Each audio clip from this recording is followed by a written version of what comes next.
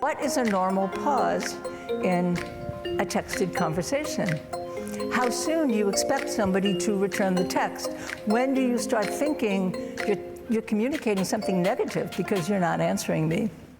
I first started to think of uses of new media as parallel in many ways to patterns that I had identified in studies that I was doing of everyday conversation, by the frequency with which I heard people accusing other people of being rude. And that's how I really started in my work analyzing everyday conversation. I talked about something that I called conversational style. As I said last night, my dissertation was a comparison of conversational style of people from New York compared to people from California. And there were many ways I had encountered where ways of using language which were considered quite polite in New York were seen as rude in California. And it made me think about what are the ways that we come to assume language is either polite or rude. And I started hearing things like that about social media.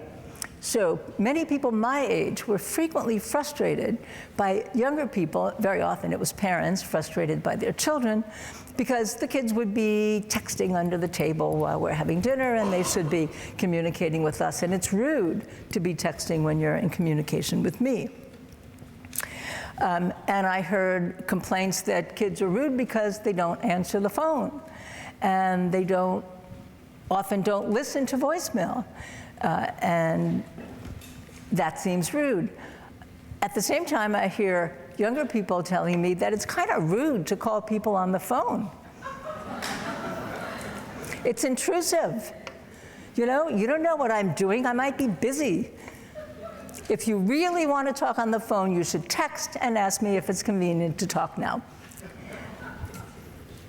And when kids are texting under the table, often what they're doing is avoiding being rude to their friends because there's an expectation that you're going to answer a text quite quickly. And when you think about it, why should your friend wait for hours to know what time you want to meet her when you could just take a couple minutes and answer the text? So these senses of what's rude and what's polite vary very much by generations in the uses of social media, all very parallel to the kind of thing that I was talking about and writing about in everyday conversation. So I want to talk about some of the features of speaking over on the screen that are parallel in some way. Pacing and pausing is something that I have talked about, that I actually mentioned yesterday as well. How long a pause do you expect between turns? Depending on the part of the country you come from, you may expect a longer or shorter pause between turns. What is a normal pause in a texted conversation? How soon do you expect somebody to return the text? When do you start thinking you're communicating something negative because you're not answering me? Somebody that I interviewed for the book about women friends was telling me about a friend who stopped talking to her. And then she followed up by saying, she didn't answer my text for 2 days.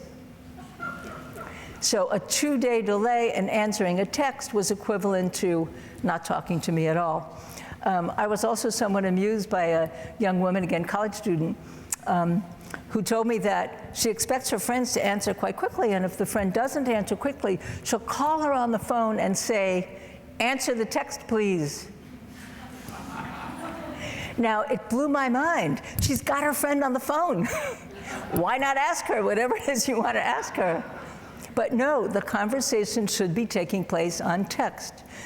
The friend violated the norms by taking too long to answer. She wanted her to fix it, but answer on the phone.